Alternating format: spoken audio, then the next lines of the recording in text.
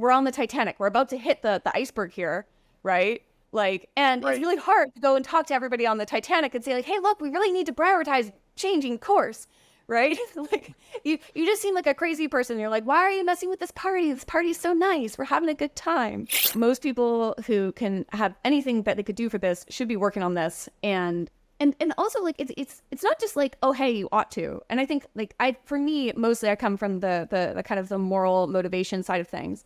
But I also think from, like, just, like, any motivation, just from a selfish motivation, right? Like, you know, you will also die, right? It's not just like, hey, you have to be, like, this altruistic person who cares about people in Africa. You can just care about yourself, right? Like, the most likely thing to kill you in the next 5 years is, like, unless you're very old, is likely AI.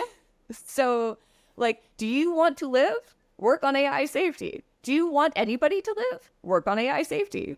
Like, oh no, they'll need humans. They'll need humans to run the power stations. They can't do away with the humans. Oh, man. I mean, like, I think that most people just have a whole bunch of trouble understanding what it would be like for them to be way smarter, like for an AI to be way smarter than a human, right? I think that's like the fundamental problem of imagination that most people have. I think the easiest way to imagine it for yourself is really to like, just like the intuition pump I always use is like, how do we interact with animals, right? Because like we already actually have a super intelligent species on the planet. It's us. We are super intelligent compared to chickens, right? Like we are really, really smart, and it has not turned out well for any of the animals. It's not like we're like, oh man, well, we need like the horses to run the farms. Right? We don't have that anymore. We just keep around occasional horses just for the fun of it, right? And even then, it's really not good to be a horse, right? Like, I mean, we just like randomly keep them in social isolation. We keep them in jail essentially, and then like ride them and like poke them with like metal spurs into their sides.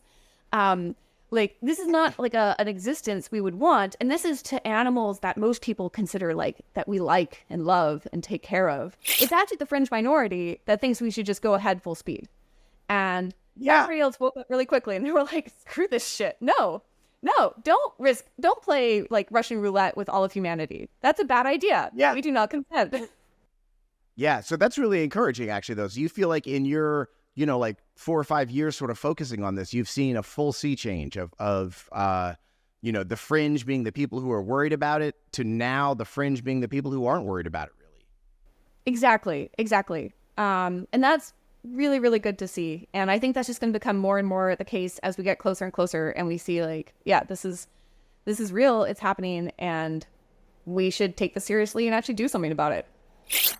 Before I switched over to AI safety, I was actually doing research in Africa. Like I was living on a sorghum farm, like interviewing the farmers, trying to talk to them about like, hey, what do you most want in life? I was asking all sorts of like weird questions. I was like, on a scale of 1 to 10, how happy are you with your life? And, you know, if you could have, you know, 5 people who have much better lives or 1 person who doesn't die, like which would you prefer and stuff like that. And what was really interesting is everybody always said, like, and this is just in one village in Rwanda, so like not sure if this generalizes, but everybody said they'd prefer to not die. They were very against dying. And so that was like number one over, you know, trumping all the other stuff was just don't kill me, don't die. Yeah, exactly. Like we don't want to die. Dying's bad, right? Like I don't prefer like to have like a whole bunch of people who have better lives. Like we just don't want to die.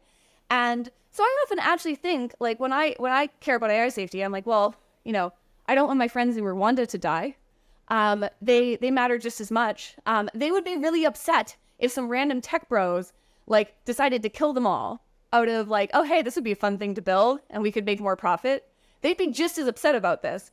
And for me, the big thing that changed, and this is like a few years ago, was like, oh, hey, like how high does the probability have to be that it's soon for this to be the thing to focus on? And this is like around like 4 or 5 years ago. And at that point, I was like, well, what if there was even a 5% chance it happens in the next 10 years? Like, if there's a 5% chance that all of my friends in Africa die, I'd be really upset about that. I'd be like, wow, that's really important. And it's not just the people in Africa, it's the people in every single continent and all of the animals in every single continent. This is just everybody. And yeah, at 5%, it was worth working on. And now it's unfortunately much higher than a 5% chance in the next 10 years. And And so it just stopped being this like abstract, far away thing. And it's like, no, this is a near term problem that we need to work on.